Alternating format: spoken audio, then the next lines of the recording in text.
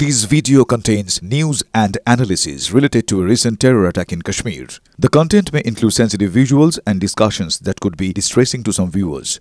Viewer discretion is advised. We strongly condemn all forms of violence and terrorism.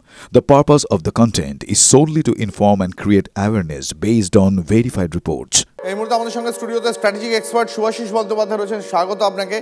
যে খবর আমরা জানাচ্ছিলাম, পর পাল্টা প্রত্যাঘাতে কেঁপে উঠেছে পাকিস্তান। পাকিস্তানের অন্তত 4টি এয়ারবেসে হামলা চালিয়েছে Bharat. UEM Jaipur is a perfect target for prospective students aspiring for good jobs, good education with future-ready skills.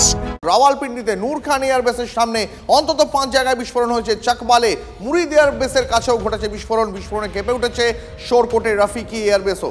সুভাষিসদা, কি করতে চাইছে ভারত? পাল্টা প্রত্যাঘাতে পাকিস্তানের বিমানবন্দরগুলোর রানওয়ে উড়িয়ে দিয়ে কি প্রমাণ করতে চাইছে ভারতীয় সেনা? দেখো, কালকের একটা প্রিলুড আগে বুঝতে হবে। কালকে যখন সাইরেন দেওয়া হয়েছিল, যখন এমার্জেন্সি ডিক্লেয়ার করা হয়েছিল জম্মুতে, যখন এমার্জেন্সি ডিক্লেয়ার করা হয়েছিল অমৃতসরে, যখন এমার্জেন্সি ডিক্লেয়ার করা হয়েছিল চণ্ডীগড়ে, তখনই আমি তোমাদের স্টুডিওতে দাঁড়িয়ে বলেছিলাম এই ইন্টেনশনটা কিন্তু ড্রোনের জন্য নয়।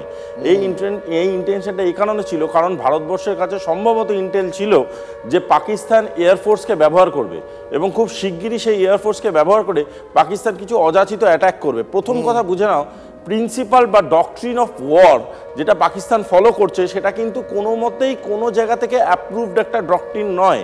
তারা বারবার সিভিলিয়ানসদের অ্যাটাক করছে, সিভিলিয়ানসদের হার্ট করছে। আচ্ছা ভাই, তোমার কাছে যদি সাহস থাকে তুমি ডাইরেক্ট মিলিটারিদের সাথে কনফ্রন্টেশনে আসছো না কেন? তুমি বারবার সিভিলিয়ানসদের অ্যাটাক করছো কেন? তার কারণটা হচ্ছে পাকিস্তান একটা ফিয়ার মডিউল তৈরি করতে চাইছে, এমন একটা ফিয়ার মডিউল যে ফিয়ার মডিউলটার মাধ্যমে সাধারণ মানুষের মধ্যে একটা ভয় সঞ্চার হয়। As he Pakistan is a very big পাওয়ার। এইটা বুঝতে গেলে যে পাঁজরটা ছিল, সেই পাঁজরটা কিন্তু হচ্ছে পাকিস্তানের এই এয়ার বেসগুলো। এই এয়ার বেসগুলোতে ভীষণ পরিকল্পনা মাফিক ভারতবর্ষ আক্রমণগুলো ঘটিয়েছে। এবং তোমাকে একটা কথা আমি ভবিষ্যৎবাণী করে দিলাম, এই যে ফেজ অফ আক্রমণগুলো চলছে, এই ফেজ অফ আক্রমণগুলোর পরে পাকিস্তানের মুভমেন্টের প্যাটার্ন চেঞ্জ হবে এবং পাকিস্তানের মুভমেন্টের প্যাটার্ন চেঞ্জ করানোর জন্যেই এই আক্রমণগুলোকে সানানো হয়েছে। আরেকটা জিনিস সুভাষিসদা, আমরা দেখছিলাম গতকাল কেন্দ্রীয় বিদেশ মন্ত্রকের তরফে একটা কথা খুব পরিষ্কার করে বলা হয়েছে যে পাকিস্তান তাদেরই যারা নাগরিক, মানে পাক নাগরিকদের মানব ঢাল হিসাবে ব্যবহার করছে। অর্থাৎ পাকিস্তান এত কিছুর মধ্যে, মানে গত কয়েকদিন ধরে লাগাতার যেভাবে একটা যুদ্ধ পরিস্থিতি তৈরি হয়েছে, যুদ্ধের একটা আবহ চলছে, তার মধ্যেও পাকিস্তান তাদের যে বিমানগুলো রয়েছে সেই বিমান ওঠানামা বন্ধ করেনি। কোথাও কি একটা, এটা খুব পরিষ্কার ইঙ্গিত যে পাকিস্তান তাদেরও দেশের মানুষকে কোথাও না চাইতেও ঢাল হিসাবে ব্যবহার করছে। অ্যাবসলিউটলি এটা না চাইতেও না, এটা চেয়ে বুঝে ঢাল হিসাবে ব্যবহার করছে। দেখো, পাকিস্তান আর্মি যেভাবে অপারেট করছে, সেই আর্মির সাথে যে জনগণের সেন্টিমেন্টাল কানেকশন যেটা আমাদের ভারতবর্ষে আছে, আজকে আমাদের ভারতবর্ষে সবকটা মানুষ আমাদের আর্ম ফোর্সের পাশে। সবাই দেখবে, তোমার ফেসবুক দেখো, টুইটার দেখো, everywhere people are saying that we are proud of our army. পাকিস্তানে কিন্তু সেটা না, Pakistan is in the condition of civil disobedience. এমন একটা পজিশনে চলে গেছে যেখানে সবকটা মানুষ আজকে কিন্তু একই লেভেলে নেই। এবং এই কারণেই পাকিস্তান কিন্তু আজকের ডেটে সেই সেন্টিমেন্টাল কানেকশনটা তাদের নাগরিকদের সাথে হারিয়েছে। শুধু তাই নয়, তারা পিঠ বাঁচানোর জন্য কিছু ইলেকশন স্টান্টস নিচ্ছে, মানে যেটাকে বলা হয় ভোট ব্যাংক স্টান্টস। সেই স্টান্টসগুলো হচ্ছে কিছু মিথ্যে প্রচার করছে কন্টিনিউয়াসলি। আর যখন সেটার থেকেও আরেক স্টেপ এগিয়ে যাচ্ছে, তারা কি করছে, কিছু ফ্লাইটকে ইচ্ছাকৃত চলাফেরা করাচ্ছে সেই রুটসগুলো দিয়ে, যেই রুট দিয়ে কতটা ঘৃণ্য হলে এমন কাজ করা যেতে পারে। তবে এই মুহূর্তে আরো একটা বড় খবর সুভাষিসদা, একটু থামাচ্ছি আপনাকে। এই মুহূর্তে আর একটা বড় খবর পাওয়া যাচ্ছে, জম্মুর রাজৌরিতে লাগাতার ফায়ারিং করছে পাকিস্তান। পুঞ্চ, আর্নিয়া, উধামপুরে পর বিস্ফোরণ। শ্রীনগরে সাইরেন বাজছে লাগাতার, একেবারে নিরীহ নাগরিকদের নিশানা করছে পাকিস্তান। তবে যোগ্য জবাব দিচ্ছে ভারতীয় সেনাও। এই মুহূর্তে যে খবর পাওয়া যাচ্ছে, শ্রীনগরকে টার্গেট করেছে জঙ্গিরা, পাক সেনা। জম্মুর রাজৌরিতে চলছে লাগাতার ফায়ারিং। পুঞ্চ, আর্নিয়া, উধামপুরে পর বিস্ফোরণ।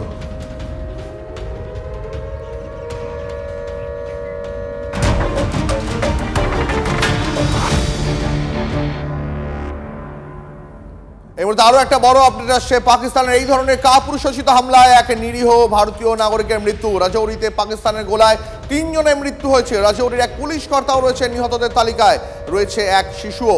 পাকিস্তানের গোলায় একাধিক বাড়ি ব্যাপকভাবে ক্ষতিগ্রস্ত হয়েছে। সুভাষিসদা, আমরা জানি এটা যুদ্ধের নিয়ম নয় যে ঘন বসতিপূর্ণ এলাকাতে যেভাবে লাগাতার বোমা বর্ষণ, ড্রোন হামলা চালাচ্ছে পাকিস্তান, আন্তর্জাতিক মহল তো গোটাটা দেখছে।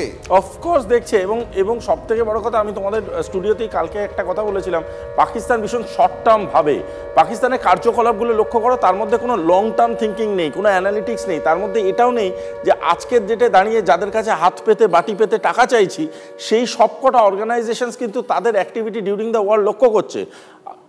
একটা অদ্ভুত পরিকাঠামোর মধ্যে পাকিস্তান যুদ্ধটা লড়ছে। পাকিস্তান কি করছে, বারবার করে নাগরিকদের হিট করে ভারতকে প্রভোক করার চেষ্টা করছে। I mention the word provoke, ভারতকে প্রভোক করার চেষ্টা করছে, কারণ পাকিস্তান বারবার চাইছে যে ভারত যাতে রিটালিয়েট করুক, এবং রিটালিয়েট করুক আমাদের সিভিল বেসগুলোতে।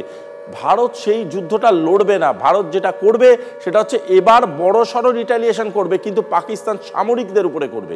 যে সামরিকরা আজকের ডেটে দাঁড়িয়ে শুধু সামরিক নেই, তার মধ্যে নির্লজ্জ হলে পাকিস্তানের তরফে ব্যালিস্টিক মিসাইল বা অন্যান্য যে মিসাইল গুলো আছে সেগুলো পর্যন্ত একেবারে গ্রাম লক্ষ্য করে ছোড়া হচ্ছে একদম। এবং সব থেকে বড় কথা, তাদের কাছে টোপো আছে, তারা জানে গ্রিডস গুলো, তারা জানে কোথায় কোথায় আমাদের সামরিক বাহিনী থাকতে পারে। যদি সামরিক বাহিনীকেও হিট করতে চাইতো তার একটা জাস্টিফিকেশন থাকতে পারতো, কিন্তু ওরা এমন লোককে হিট করছে যারা ইমিডিয়েট রিটালিয়েট করতে পারবে না। ইভেন তাদের মৃত্যু ছাড়া আর কোনো রাস্তাই নেই। সেই সিভিলিয়ানদের তারা দিনের পর দিন হিট করেছে ফ্রম ডে ওয়ান, আজও করে চলেছে সেটা। আর সেই কাপুরুষ পাকিস্তানকে এবার ডুবিয়ে মারবে ভারত। এই মুহূর্তে খুলে দেওয়া হয়েছে চন্দ্রভাগা নদীর সব গেট। সালালের পর গতকালই খুলে দেওয়া হয় বাগলিহাট ড্যাম, আর আজ হুহু করে জল বাড়ছে চন্দ্রভাগায়। আতঙ্কে কাঁটা এই মুহূর্তে গোটা পাকিস্তান, যে কোনো মুহূর্তে ভেসে যেতে পারে সিয়ালকোট। খুলে দেওয়া হয়েছে চন্দ্রভাগা নদীর সব গেট। সালালের পর কালই খুলে দেওয়া হয় বাগলিহাট ড্যামও। হুহু করে জল বাড়ছে চন্দ্রভাগায়। আমাদের সঙ্গে কমলেশ রয়েছেন প্রতিনিধি টেলিফোন লাইনে। কমলেশ, পাকিস্তানের জন্য কতটা আতঙ্কের খবর?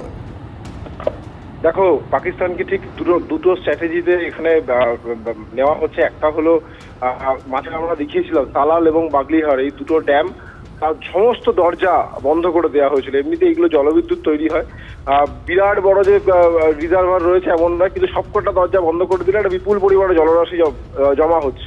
তা আমরা দেখিয়েছিলাম যে চন্দ্রভাগা একেবারে শুকিয়ে কাঠ হয়ে গিয়েছিল। আজকে যেটা দেখো, এখন এই মুহূর্তে যে সিচুয়েশন সেটা ঠিক উল্টো। রামবানের কাছে বাগলিহার এবং রিয়াসির কাছে সালাল, প্রত্যেকটা গেট খুলে দেওয়া হয়েছে, হুহু করে জল নামছে।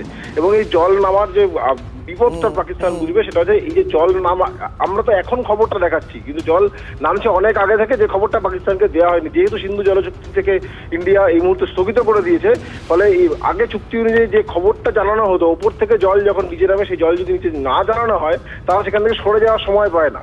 এই সময়টা পাকিস্তান পাবে না। ফলে জল যখন ছাপিয়ে নদীর চন্দ্রভাগা দুকুল ছাপিয়ে যাবে, তখন সেখানে কিন্তু কিছু লোক জলের তলায় চলে যাবে এবং সেখানকার সবজি নষ্ট হওয়ার একটা আশঙ্কা মানে আমাদের দিক থেকে এই স্ট্রাইকটা করা হলো। অনেক ধন্যবাদ কমলেশ।